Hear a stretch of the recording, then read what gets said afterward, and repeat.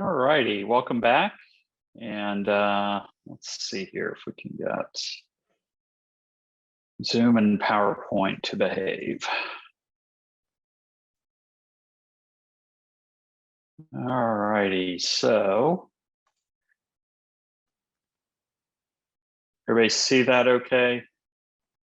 Or is it flipped around? It's flipped around. How about that? Perfect. All right. Okay, so thanks everybody for joining the afternoon sessions. My name is Richard Beaver, and I'm here with my colleagues, Alex Merkin, Gagan Kaur, and we're going to talk to you a little bit about one of the main components of the research SOC, and that is STINGAR, which is our threat intelligence platform.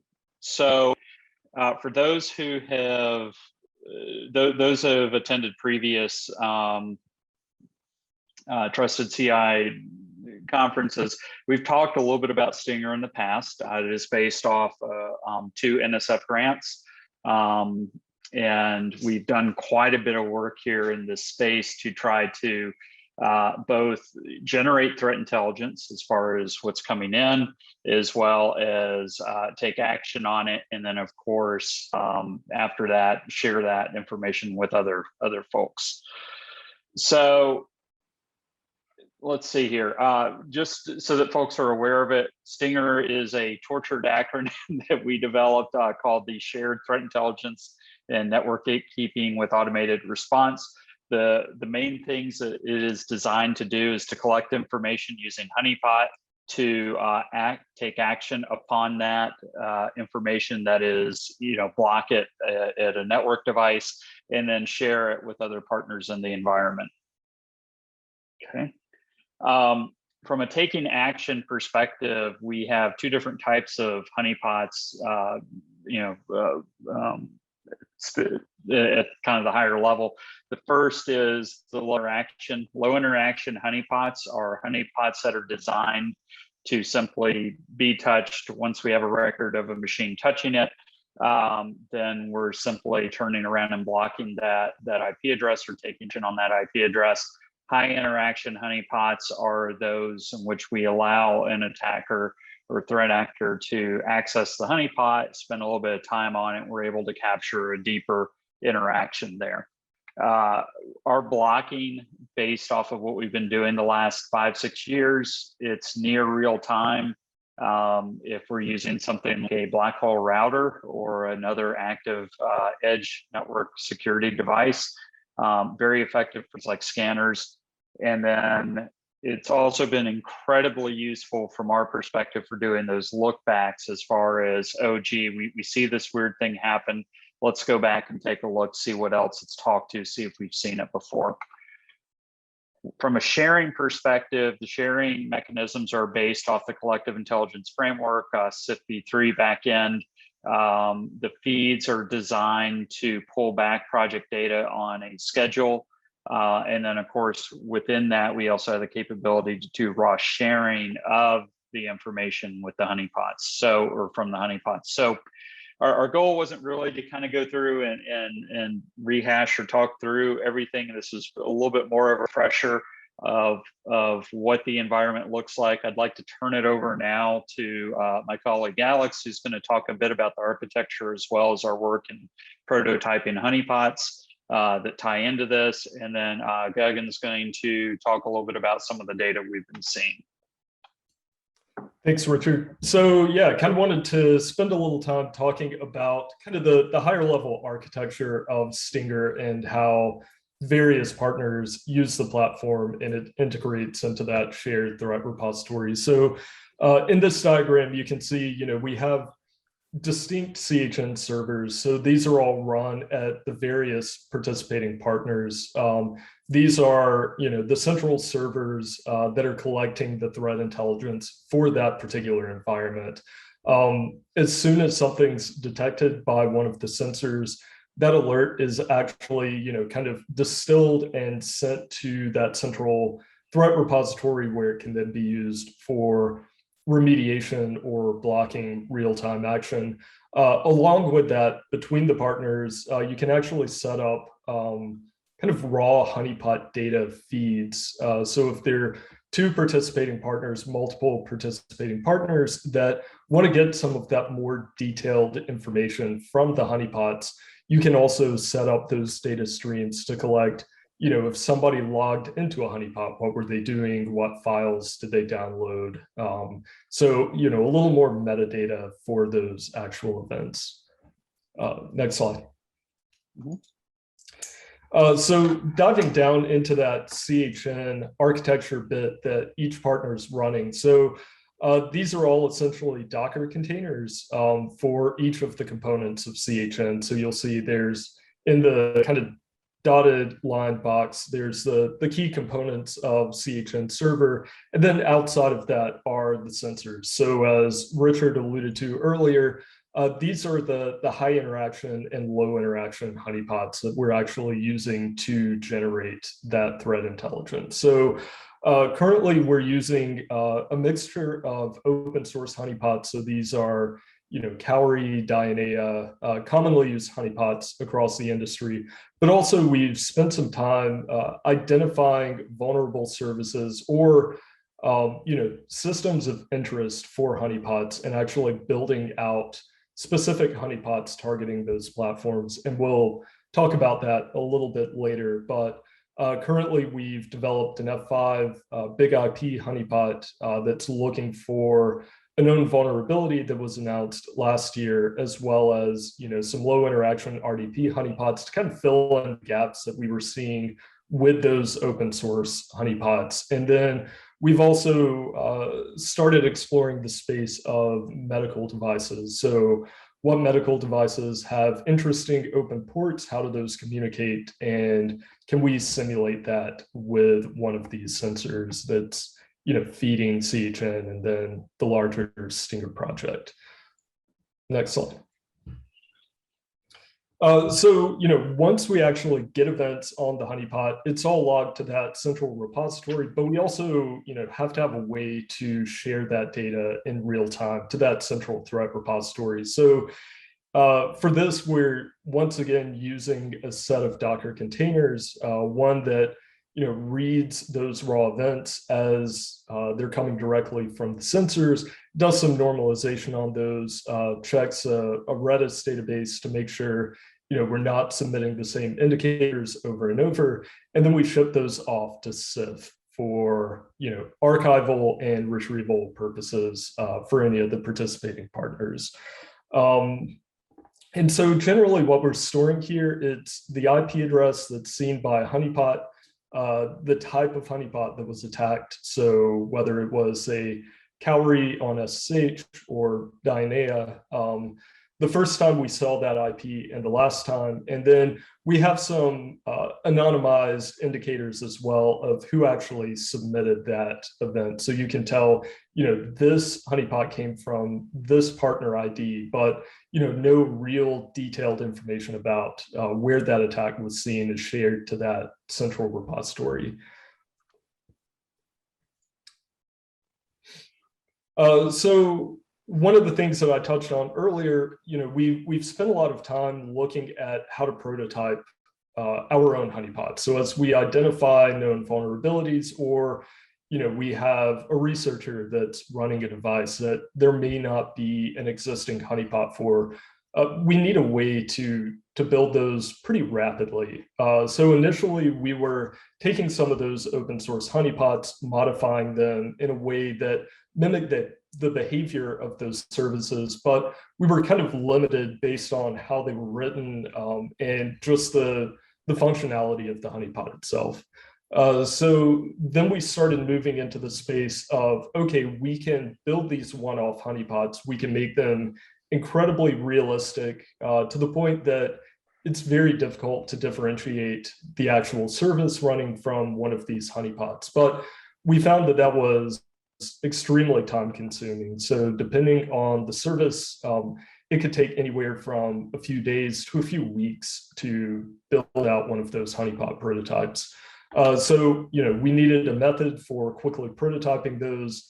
We needed to be able to have both low interaction and high interaction capabilities out of these. We needed it to, have that standardized logging to Stinger already built in, so we're not having to, write those new normalizers or write the new submission functions for existing honeypots.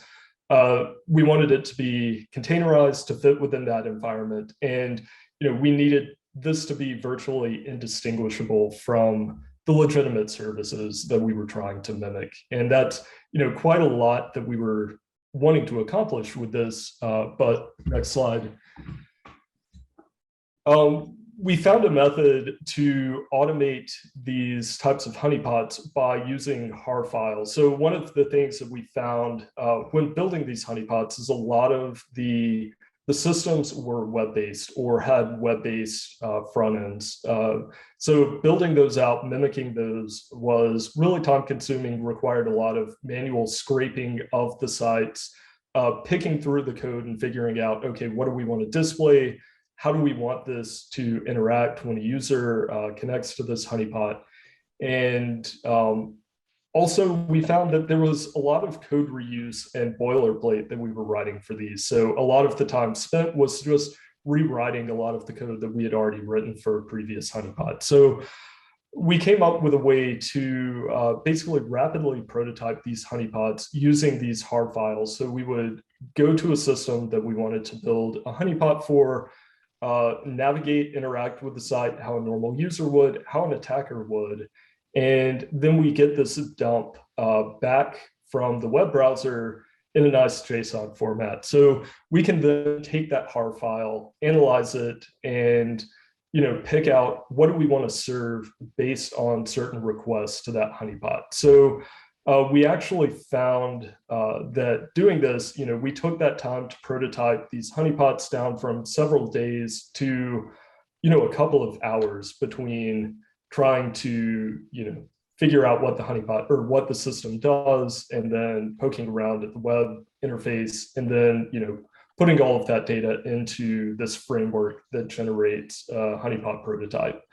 Another thing that we wanted with this is the ability to override some of those functions. So, there may be certain ways that that site behaves that you wouldn't want your honeypot to. You don't want it to provide, any indication that it's coming from your environment or how you built that honeypot. So you can go in and tweak some of that and, modify the behavior of the honeypot.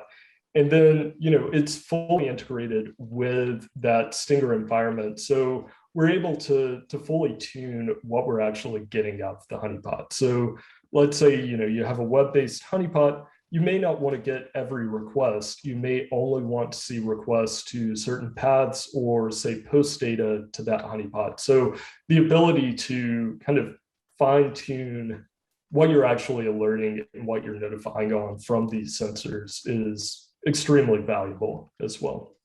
So this is kind of an overview of some of the proof of concepts that we're working on right now and research in the area of Stinger, and hopefully a direction that we'll be moving toward in the near future.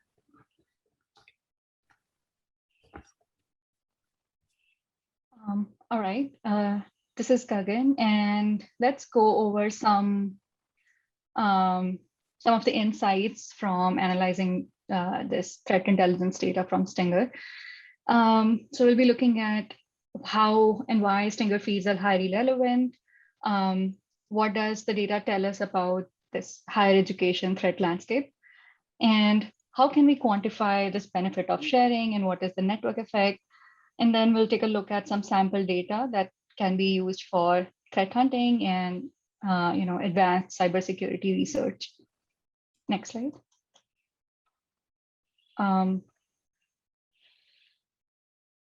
So just, okay. So Stinger data it's a rich repository of around 300 million threat events that have been collected from 34 different partners who are sharing data real time. And it covers 243 unique countries and around 25,000 unique network owners, also known as ASNs. So that's in terms of the intelligence coverage, the real-time data that's being shared with Stinger. these feeds are also targeted than some of the open source feeds. So there's several free intelligence feeds in the market that get data from sources like customer telemetry, scanning or crawling open sources, or even honeypots deployed around the world. But not all of these sources may be relevant to your organization. For example, you may only probably want telemetry data from organizations in the same industry as you. So evaluating these threat feeds suitable for your organization really depend on what risks are unique to your industry. Next slide. So some paid feeds in the market, they're just collection of some free feeds. That means you're just paying for curation, and they may have a lot of duplicated information. That makes the percentage of unique data a very important metric. And for Stinger, we see around 50 to 65% of all indicators are unique per day. And another metric in determining relevancy is how long is this data relevant for? How specific and immediate is this discovery of new indicators of compromise or new attacks? So in case of Stinger, around 35% of all indicators of compromise, which could be IPv4 addresses or even IPv6, are seen for the first time. So they could be, contributing towards new kinds of attacks. Next slide.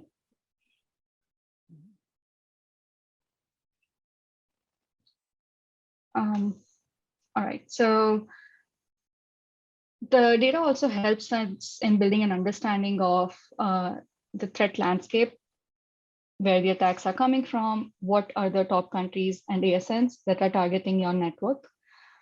So in the orange word cloud, you can see top countries.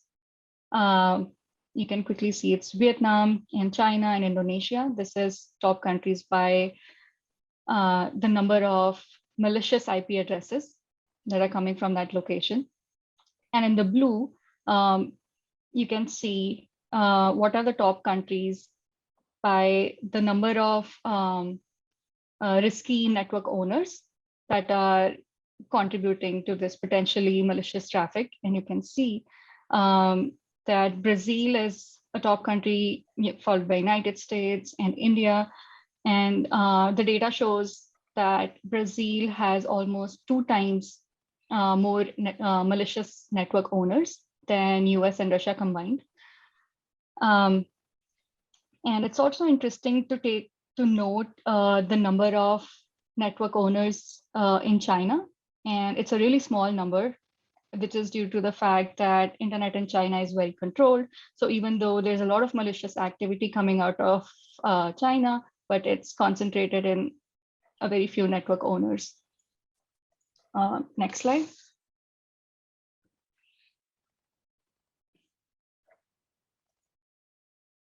So this slide shows an example of how Duke is benefiting by blocking on data that's shared by other partners.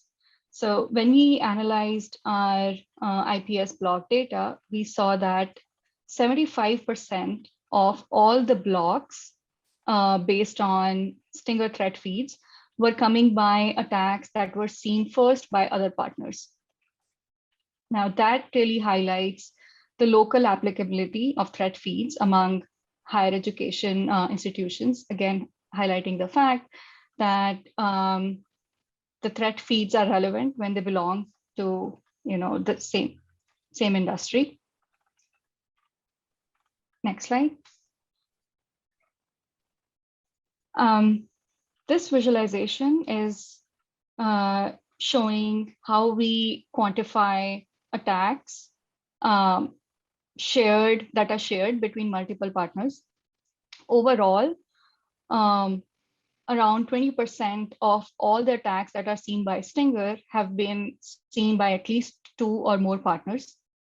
So as you can see on the right, an attack seen by partner 1 was also seen by partners on the right. And you can see that the same IP address was seen by partner 3, 5, 11, and a few others in the lower bar.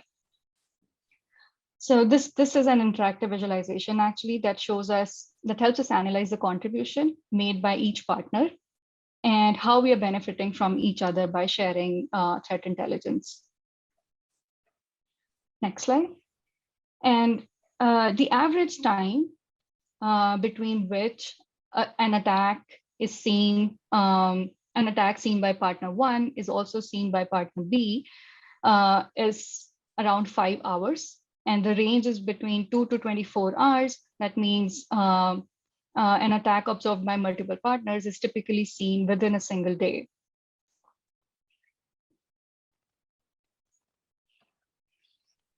Next slide. So this slide shows some sample data from the raw events that are shared by partners. And you can see that among top usernames and passwords, it's, there's root, admin, and some of the most common username and passwords that we see. On the right-hand side, you can see the top command is something called uname A, and then, so uname is actually, it's a command line tool that tells you basic information about an operating system and the system hardware.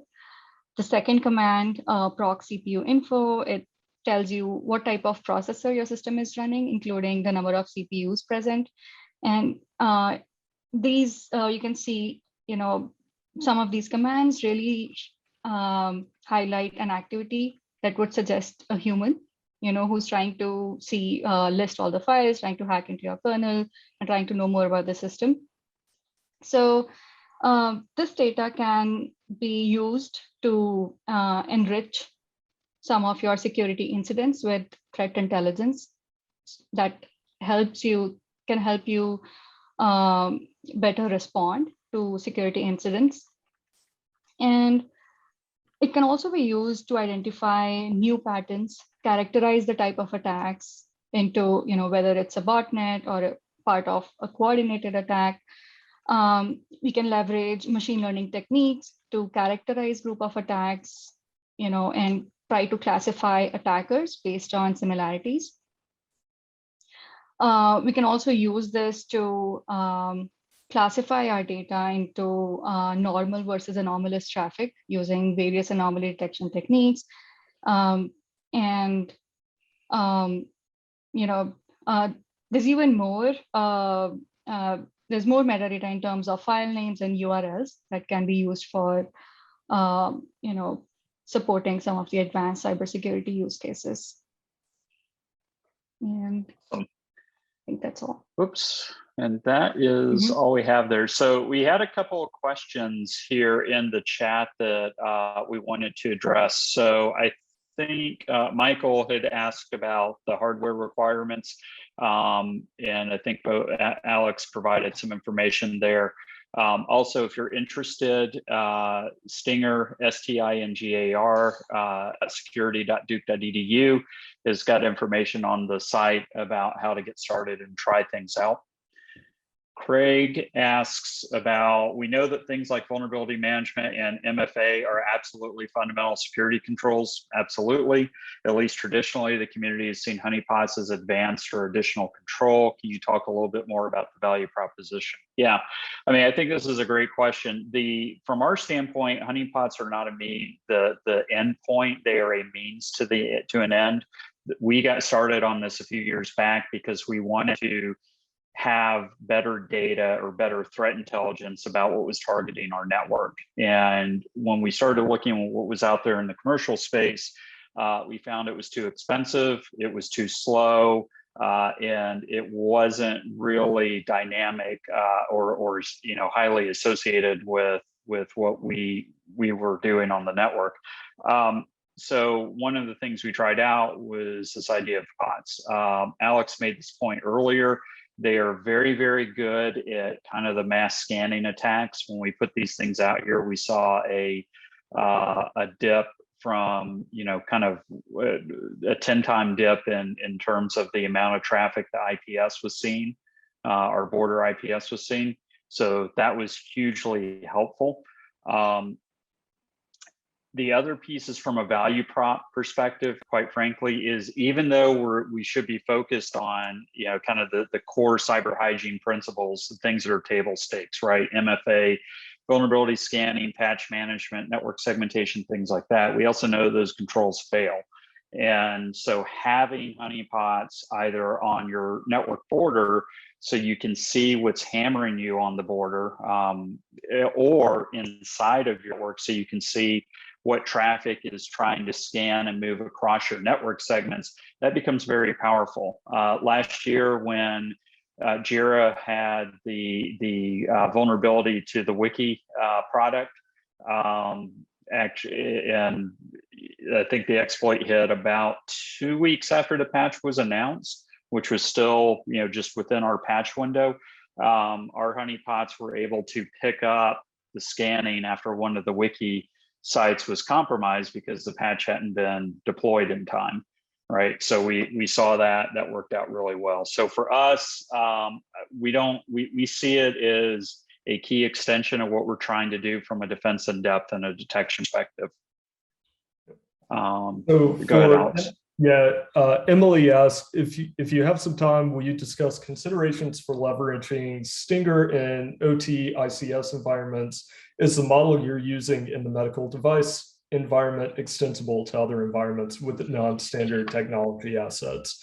So the short answer is currently, yes, we do have some limited ICS honeypot capabilities, specifically around Conpot. But also kind of this is the big push for the honeypot prototyping, proof of concept that we've been working on for being able to rapidly prototype these new devices. So the ultimate goal is, any of these non-standard systems or environments, we should be able to replicate those within the Stinger environment as well.